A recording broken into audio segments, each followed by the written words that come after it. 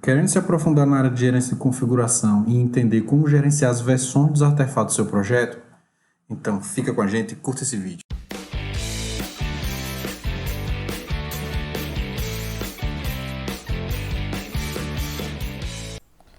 Fala pessoal, sejam bem-vindos ao segundo vídeo da série sobre gerência de configuração. Lembrando que os vídeos aqui do canal a gente sempre vai estar unindo a teoria com a prática. Então aqui no vídeo de hoje a gente vai falar um pouquinho da teoria da área de gerenciamento de configuração, mais especificamente da gerência de versão, e depois a gente vai fazer a prática, né, utilizando um fluxo dos fluxos que são possíveis, né, utilizando o Git como repositório para a gente trabalhar e praticar um pouco o gerenciamento de versão. Então, no primeiro vídeo da série, a gente falou um pouquinho sobre gerência de configuração, né? Então, a gente viu que a gerência de configuração é uma disciplina de suporte lá do RUP. Então, a gerência de configuração é um elemento essencial para a qualidade do software, né?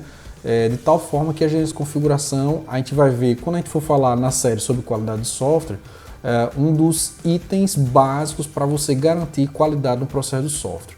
Então a gente vai ver, por exemplo, lá no MPS-BR, para você alcançar o segundo nível do MPS-BR, você tem que ter uma boa gerência de configuração dos seus artefatos.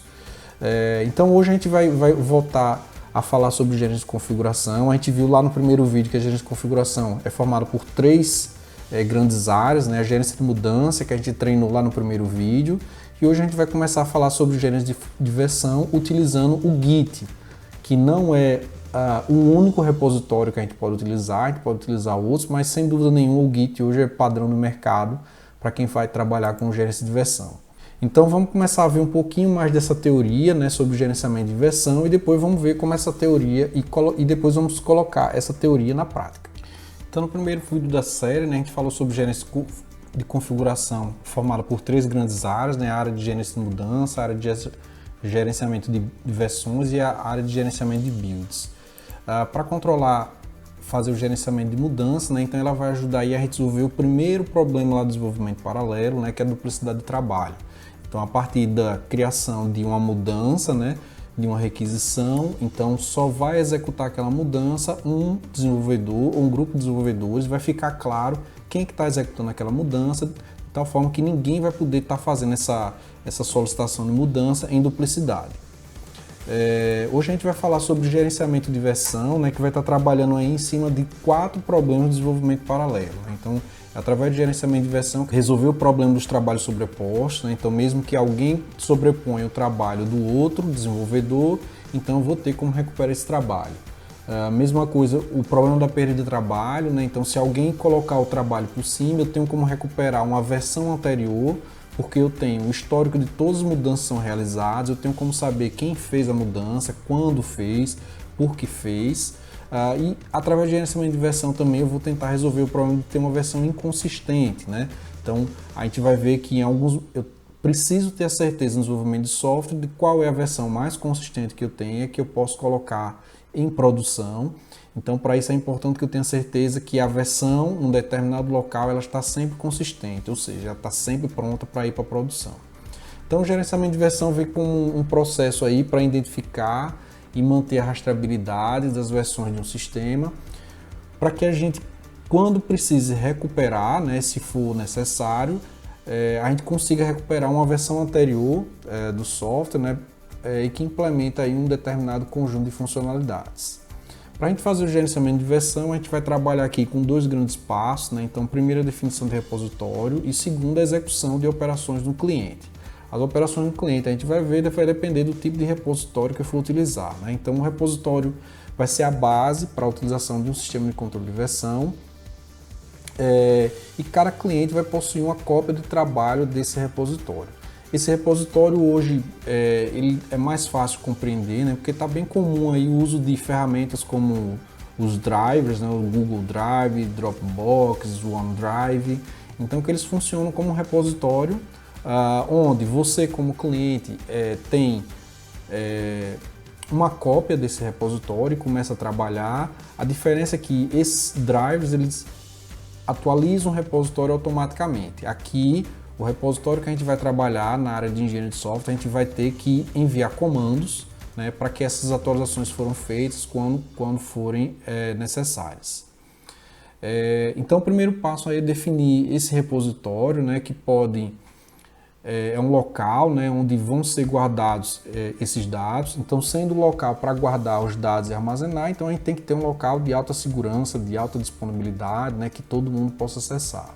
Dentro do repositório eu vou ter diversas versões do sistema, né, e eu também vou ter mecanismos de controle de acesso para garantir que apenas usuários autorizados, né, tenham acesso de leitura e escrita em cima desse repositório.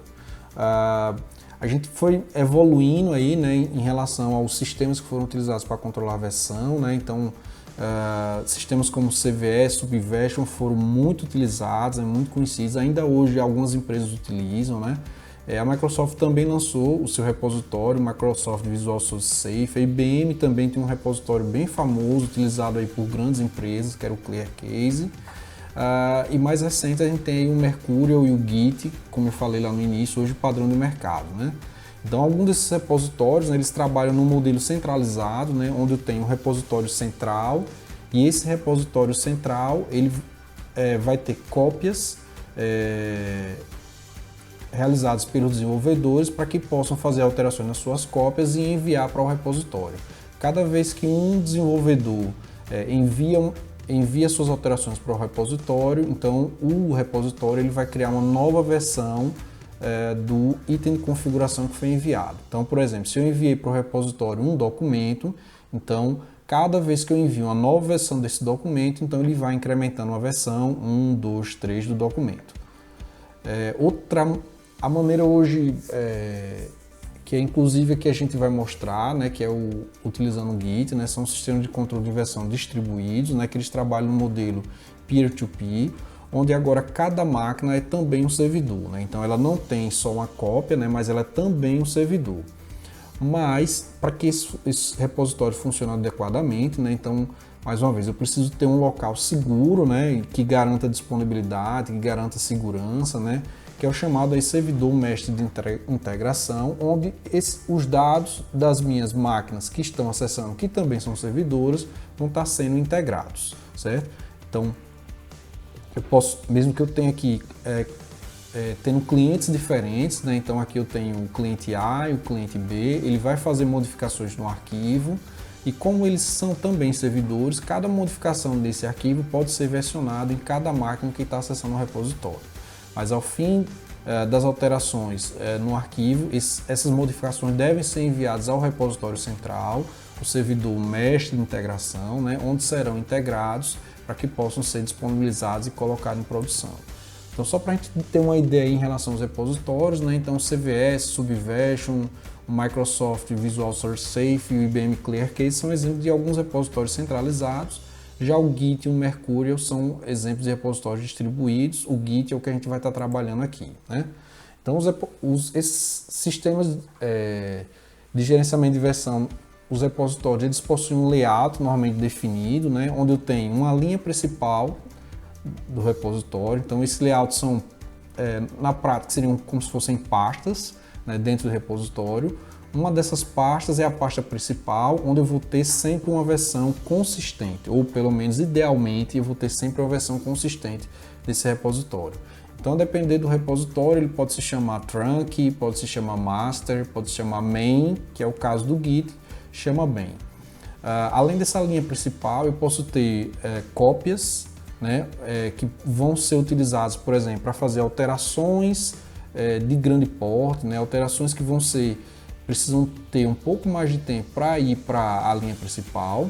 Então eu vou estar criando brands, eu posso ter vários brands criados em cada repositório, e eu vou ter tags, que são fotografias de versões estáveis do sistema. Então as tags vão ser criadas normalmente antes de você levar um servidor, uma versão para produção, ou para um servidor de homologação. Então eu crio uma tag que vai ser uma foto do meu trunk, né, da minha linha principal de desenvolvimento, e essa tag vai servir de referência para que eu possa validar ou para que eu possa colocar essa versão em produção. Tá, e por que a gente está utilizando o Git aí para a definição do repositório, né? Por que a gente não está usando o Mercurial, por exemplo, né? Então hoje o Git é, sem dúvida nenhuma, o sistema de versão mais utilizado, né? Então foi desenvolvido aí em 2005 por Linus Torvalds, o mesmo criador do Linux, né? É um sistema de controle de versão distribuído e dá bastante performance, segurança e flexibilidade, né?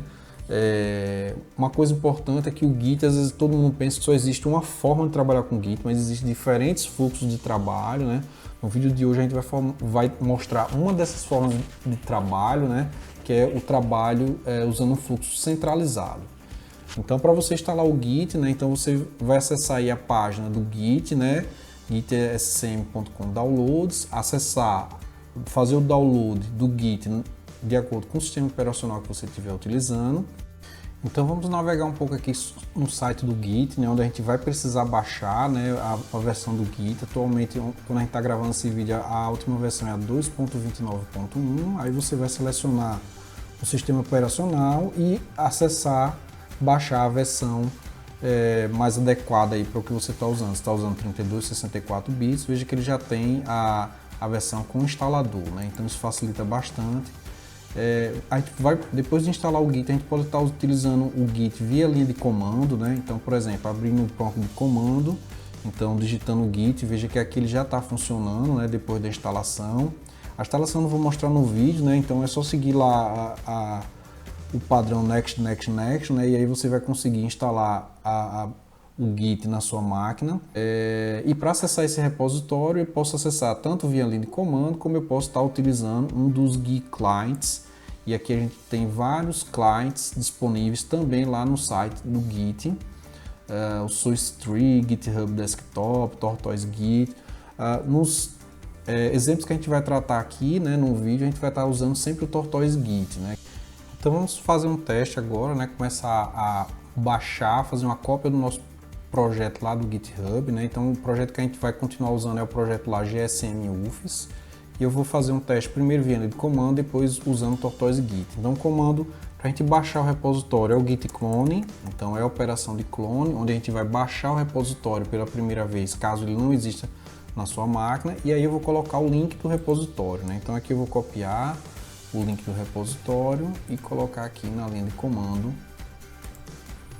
para baixar. Então, considerando que esse repositório não existe na pasta onde você está selecionando, né? Então aqui eu estou selecionando a pasta Users Marco, então ele vai baixar o repositório e ela vai estar lá disponível com os arquivos, né, que tem dentro dessa pasta, certo? Então está aqui a pasta, então eu consigo ver todo o conteúdo que tem aqui nessa pasta, que tem, dentro dela tem algumas pastas, que é o que a gente usa lá na disciplina para fazer o treinamento dos alunos do uso do Git. A outra forma de a gente trabalhar com esse repositório, né, é usando o Tortoise Git, ele vai me aparecer a opção aqui de fazer o clone desse repositório. Então com o Tortoise Git também fica uma operação simples, se você não lembra qual é exatamente o comando para dar, né, então o Tortoise Git ele já aparece no Explorer do Windows. E aí aqui, como eu já fiz um Ctrl+C lá no site, né, ele também já aparece para mim dizendo que eu vou fazer o clone dentro da pasta desktop, aula Git e GSM UFS. Então dando OK, veja que aqui ele já está dando o comando, ó, git clone -progress, passando a URL que eu passei, e o endereço destino é cuser marcos desktop, aula Git, GSM UFS. Então aqui ele fez o clone com sucesso. Então já tenho aqui a minha primeira operação com o Git. Então vamos testar, né, o primeiro fluxo de trabalho com o Git, né, que é o fluxo centralizado, né? Então vamos fazer a simulação de como seria o envio de uma mudança. Por exemplo, vamos dizer que eu fui solicitado para implementar uma calculadora, né, e essa calculadora agora eu preciso implementar e enviar lá para o repositório, né? Então a forma de fazer isso, primeiro, se alguém solicitou, então a mudança tem que ser cadastrada, né? Então a gente vai lá na nossa issue, vamos criar uma nova issue, chamado implementar calculadora. A ideia é implementar soma e subtração, certo? Então submeto a nova issue. E para que eu possa começar a executar essa issue, lembrando que eu primeiro tenho que associar essa issue para mim, né? Então eu criei e eu já estou associando, dizendo que eu sou responsável por essa issue. A partir de agora ninguém vai poder estar pegando mais essa issue para fazer, né? Então, resolvendo aquele primeiro problema, né, que é os trabalhos duplicados, né? Então, a issue que eu criei aqui é a issue 190, certo? E agora eu vou começar a fazer as alterações lá dentro da minha cópia de trabalho, né? Então, lá dentro do GSM UFS, eu vou criar aqui uma nova pasta chamada calculadora. E dentro dessa pasta calculadora, eu vou criar aqui um novo arquivo para implementar a mudança que eu fui solicitado, que é a mudança 190, chamado calculadora.java. Então, nessa classe, então eu iniciei lá o meu dia de trabalho, né? E aí eu comecei a implementar a classe. Mas aí comecei a receber muitas demandas, né? Não consegui finalizar a classe nesse dia, salvo a classe e não quero ir para casa correndo o risco de perder o meu trabalho. Apesar da minha máquina ser uma servidora, então do Git, né? Ela pode ter problemas e pode falhar. Então, para que eu não perca esse trabalho, eu vou enviar esse trabalho para o repositório, referenciando que esse trabalho aqui foi referente a issue 190. Então eu vou fazer aqui, ó, o git commit. Então o comando de commit é o comando de gravação no repositório local. Se eu estivesse usando um repositório centralizado, como o Subversion, o CVS, o git commit, ele já enviaria para o repositório remoto. Mas no caso do Git, como eu tenho um repositório, um sistema distribuído, né? Então eu vou dar um primeiro commit, né? Que ele vai gravar dentro do meu servidor local, e eu vou fazer uma segunda operação, que é a operação de push, que vai enviar para o repositório remoto. Então toda vez que eu estiver trabalhando com Git, que eu quiser enviar uma mudança para o repositório remoto, eu tenho que fazer a operação de push das alterações que eu realizei até agora. Então o Tortoise ele facilita muito esse processo, né? Fica muito transparente, né? Porque você vai dar o commit. Então veja que no momento que você vai dar o commit, ele aparece aqui o novo arquivo que você adicionou, né? Se tivesse mais arquivos, apareceria aqui a lista de arquivos que foram colocados, que foram adicionados nessa alteração que você está fazendo. E a cada alteração aqui você vai estar sempre colocando uma mensagem informando referente a que issue é aquela mudança, né? O que é que foi feito, né? Então aqui eu iniciei a implementação da issue 190, mas eu ainda não finalizei essa issue, né?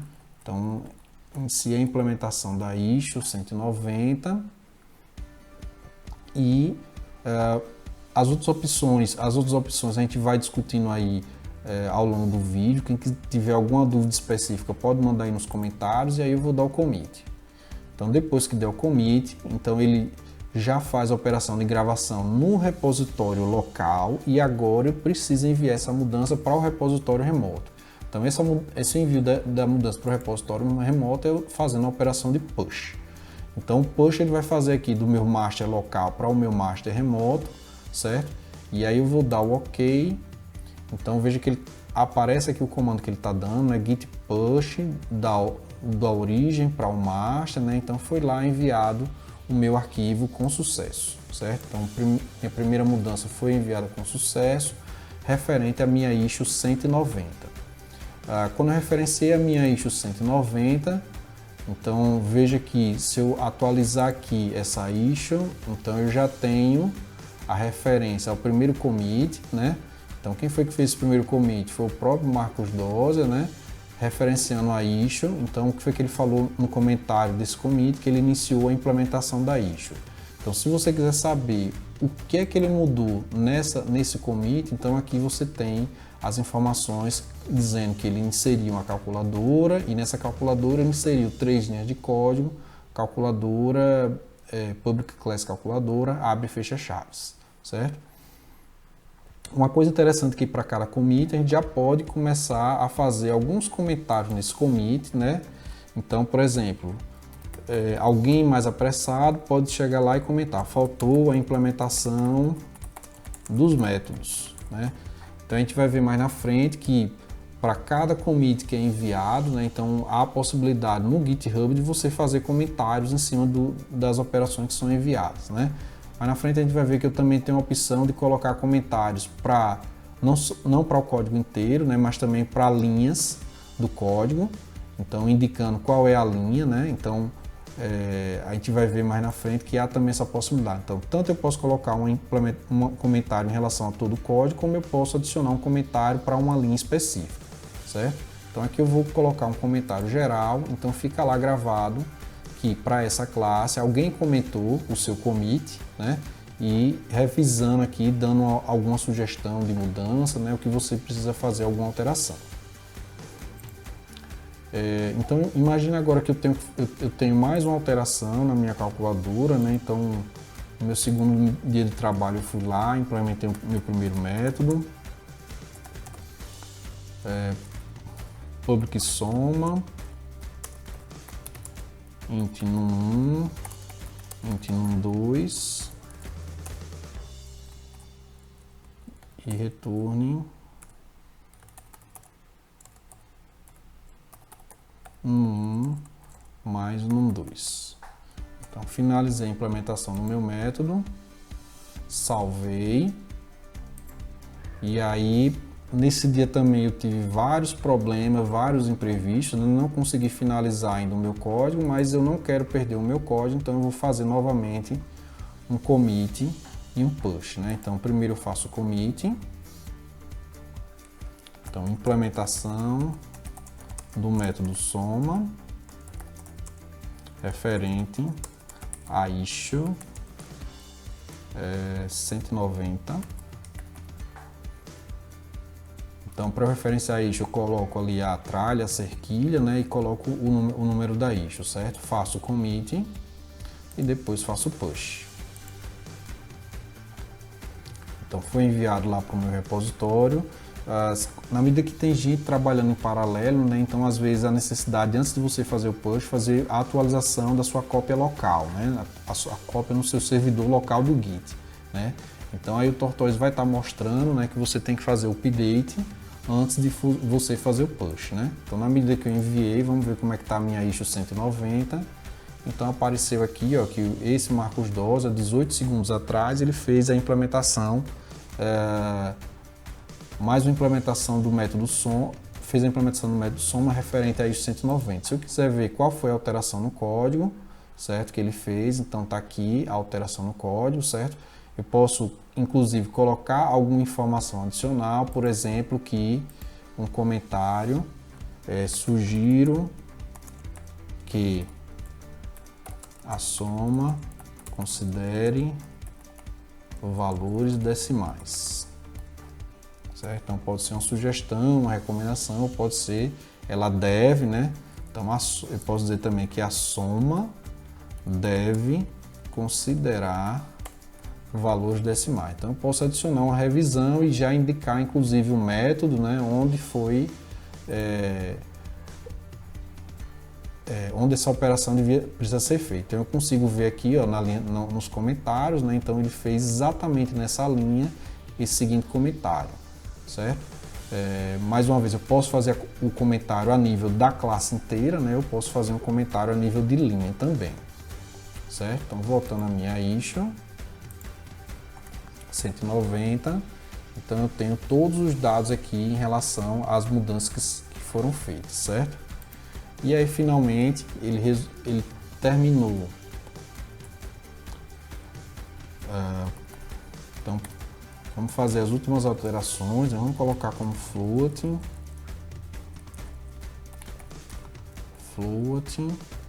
e vamos terminar a segunda operação, que é a operação de subtração.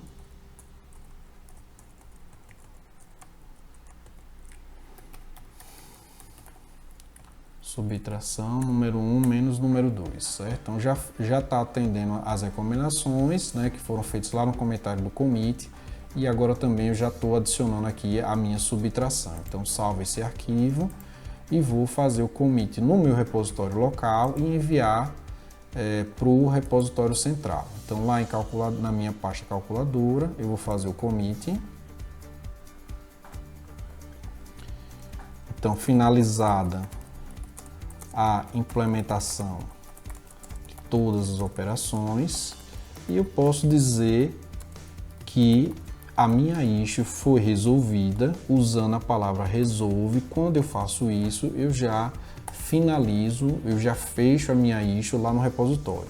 Então eu posso utilizar a palavra resolve, posso utilizar a palavra close ou posso utilizar a palavra fix, certo? Fix normalmente para quando a gente está consertando algum bug, né? Então eu vou mandar fazer o close, então close 190 e falei que finalizou a implementação. Então faço commit, faço push,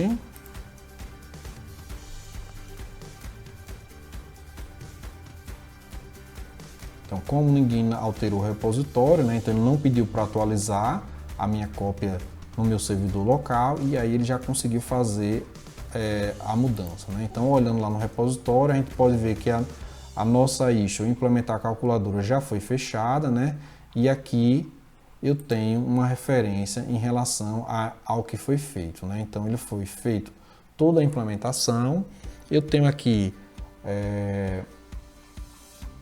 o commit, né? Onde foi feita a alteração, né? Então veja aqui que ele já excluiu a linha soma, né? Onde tinha it e adicionou uma soma de floats. E aqui também ele adicionou o método de subtração. Então eu tenho sempre em cada commit a informação sobre cada coisa que eu estou fazendo aqui no meu repositório. Espero que vocês tenham gostado dessa primeira formato de trabalhar com Git, né? Esse primeiro fluxo de trabalho, que é o formato onde você trabalha com o repositório centralizado, né? Enviando diretamente as mudanças para o repositório centralizado. Lembrando que essa não é a única forma. Nos próximos vídeos a gente vai ver outro fluxo possível de trabalhar com Git. Mas nesse formato que a gente já viu hoje, né, que é um formato talvez mais simples de trabalhar com Git, veja quão poderoso e quantas coisas a gente já pode fazer, né? Então a gente já pode, por exemplo, saber quem foi que fez a alteração, quando foi que foi feita a alteração, por que a alteração foi feita, né? Sempre atrelado a uma mudança, né? No caso do Git, a uma issue, que vai dar informação, vai dar rastreabilidade, né, de todas as alterações que estão sendo feitas no repositório, né? Então aguardo vocês nos próximos vídeos, né, onde a gente vai falar de pull request, vamos falar de merge. Então aguardo você no próximo vídeo, né? Espero que tenham gostado. Qualquer dúvida coloca aí nos comentários em relação à instalação, em relação ao uso da Git. Então um grande abraço, fique com Deus, tchau, tchau.